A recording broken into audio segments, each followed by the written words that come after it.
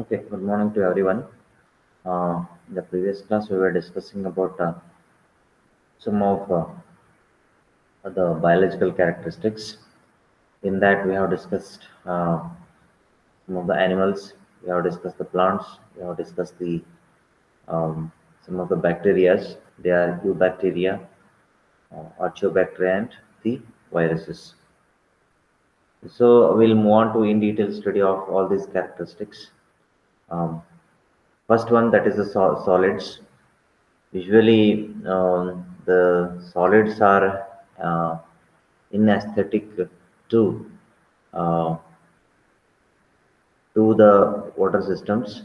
If the solids are present in the water, the wastewater, whatever it is there, it is not as per the standards, and it should be free from any of the solids if you are discharging to any of the water body. So then, um, usually, the total solids mm, can be classified into three ways. That is, the first one, you can ask me total solids.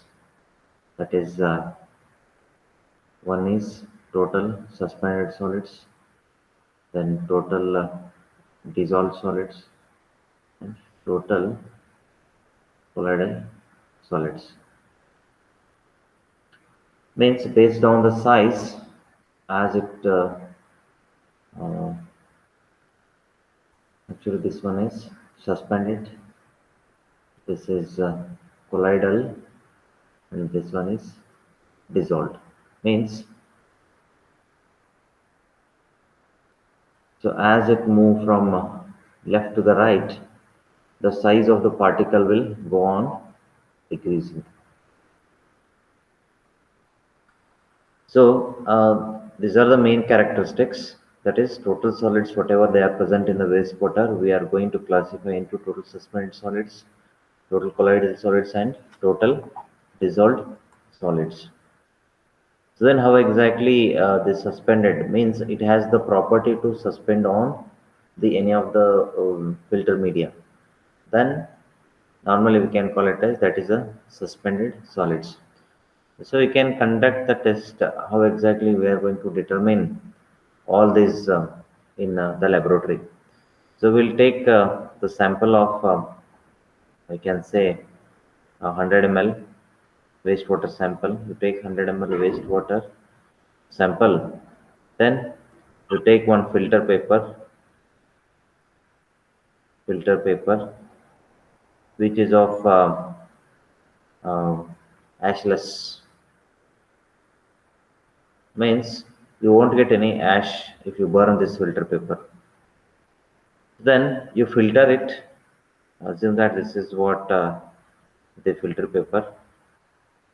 So you filter it, whatever the go on filtering it and collect it in one beaker. Whatever after filtration you collect it, all the other things in beaker. Um, some of the particles which will suspend on this filter paper, and some of the particles will uh, pass to this filter paper. So then those particles which are suspended on this filter paper, we will dry this filter paper for 24 hours because it consists of moisture that has to be removed in. You have to keep all those things in one for 24 about 105 degree centigrade. So then you will get the total suspended solids. Then some of the particles you already transferred, because after filtration some of the particle will pass through this filter paper. Then um, you also keep this along with the beaker, along with the liquid which is already filtered. You keep that thing in the oven for about again 24 hours. Then slowly it will evaporate, and the bottom of this filter paper, bottom of this after evaporation, you can find some of the particles, that is white type of particles. Uh, just like ash. It will be um, collected at the bottom of this beaker. They are nothing but the total dissolved solids.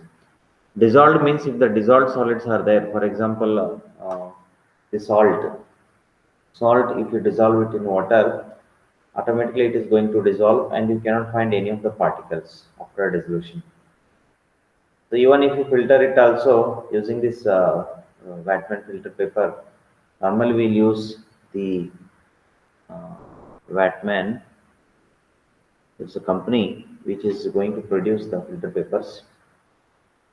In this filter paper, even if you pass the liquids uh, which are present or the dissolved solids will pass through that filter paper. So then, um, once um, so now we got the total suspended solids, we got the total dissolved solids. Then, which are the total colloidal solids? Even if you ask me the total colloidal solids, um, neither these particles will settle onto some of the filter papers, nor it will dissolve. So even if you take the best example, these are always having the charge particles. It is having the charge particles. So always these will be in movement. Even if you collect all these type of, always it will be in movement. Means even it won't settle under the influence of the gravity. Then you have to make it settle with help of some of the external agents. These particles we can call it as total colloidal solids. The difference between the total colloidal solids and total dissolved solids is that through the eyes we cannot see the dissolved solids, but the colloidal solids we can see through eyes because best example is the milk water. Even if you take the milk and if you dissolve it in water, you can see some of the particles.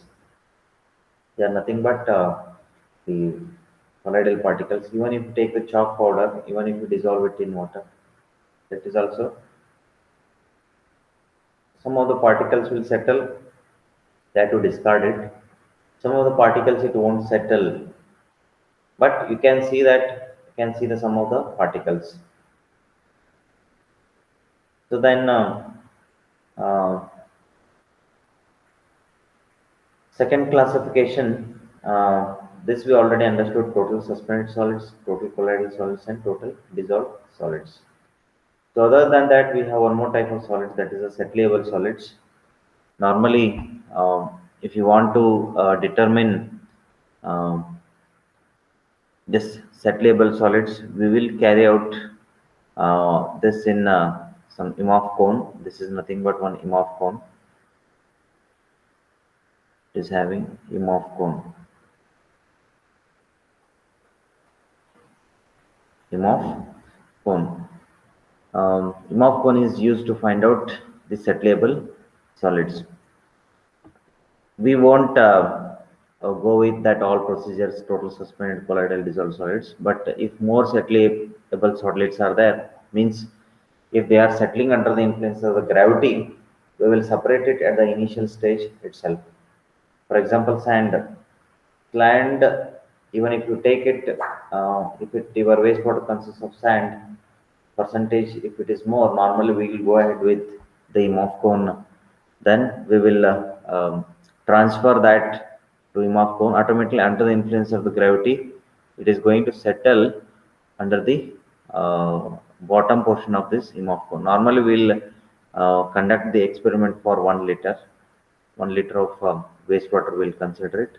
Then after this, um, we'll transfer that 1 liter of wastewater to a Imhoff cone.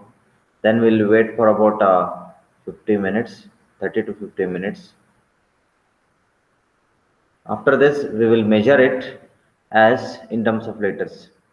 For example, the measuring of this, it is in 1 ml per liter or 2 ml per liter, because at the bottom how much it is settled, how much quantity it is settled, because here the graduations will be there. With the help of that we will measure it. But the above solids what we have discussed, the total suspended solids, total dissolved solids, and total colloidal solids, um, this we will measure it using milligram per liter. This will measure it in terms of milligram per liter, but the set level solids will determine in the ml per liter. Of course, again in this also, um, uh, like some of the solids will be of organic in nature and some of the solids will be inorganic in nature. That is also very important. I cannot say that the all total suspended solids are inorganic in nature. It depends uh, based on the type of the wastewater. Then water is produced by gas production due to the decomposition of organic matter or the substances added to the wastewater. Of course, these are produced by some of the gases that we already highlighted, that is the hydrogen sulfide is one a major uh, pollutant which is responsible for the uh, production, responsible for the pollution, that is a odor problem. If H2S is there, you will get a lot of foul smell. Even up to some extent, mm, Uh, other than that, if any foul smell is coming, even due to some of the nitrogen dioxides, if NO2 or NO3 is also there, or if NH3, if it is there,